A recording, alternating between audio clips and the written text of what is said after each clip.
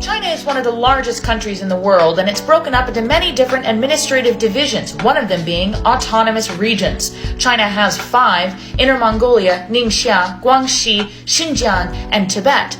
So what are autonomous regions, and how do they work? 92% of China's population is considered Han Chinese, but there are 55 other ethnicities that make up the rest of China's population. Autonomous regions were created in areas where there is a large, concentrated population of a specific ethnic minority. Inner Mongolia, home to the Mongolians, was the first autonomous region to be established in 1947. Xinjiang, home to the Uyghur people, was made an autonomous region in 1955. Guangxi, home to the Zhuang people, and Ningxia, home to the Hui people, were made autonomous regions in 1958. Tibet, home to the Tibetan people, was made an autonomous region in the People's Republic of China in 1965.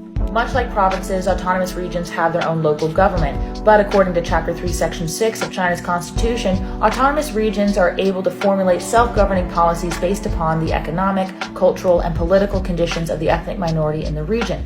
For example, they can control their own finances, or they can have national policies applied differently in that region. Take, for example, the one-child policy. Family planning was implemented within autonomous regions, but the autonomous regions got to determine the demands and the methods that would be used. And many ethnic minorities within these regions were able to have more than one child. Ethnic minorities receive extra points on the Gaokao, China's college entrance exam, and businesses will receive special loans from the government if they are operated by someone who is of an ethnic minority. Over the years, these policies have become increasingly controversial, with some Han Chinese people viewing it as unfair, and this has led to some provinces, like Anhui Province in 2020, to roll back on these perks, saying that it's unnecessary for ethnic minorities that have integrated well socially and economically.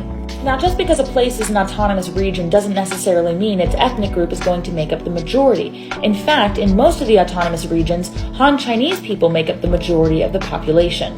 80% of the people in Inner Mongolia and 62% of the people in Ningxia and Guangxi are considered Han Chinese. However, in the more isolated regions of Xinjiang and Tibet, the ethnic minority makes up the majority. 85% of the population in Tibet is considered Tibetan, and 45% of the population in Xinjiang is Uyghur. If I split China along this line, 96% of its population lives here and only 6% of the population is over here, which has led to areas like Xinjiang and Tibet to be very isolated, and their population is not well integrated with the rest of China. The re-education camps in Xinjiang and Tibetan independence can all be linked to China, Tibet, and Xinjiang's long, complicated, and integrated history. These books are great if you want to understand the issues in Tibet, and this is an hour-long video breaking down the issues in Xinjiang.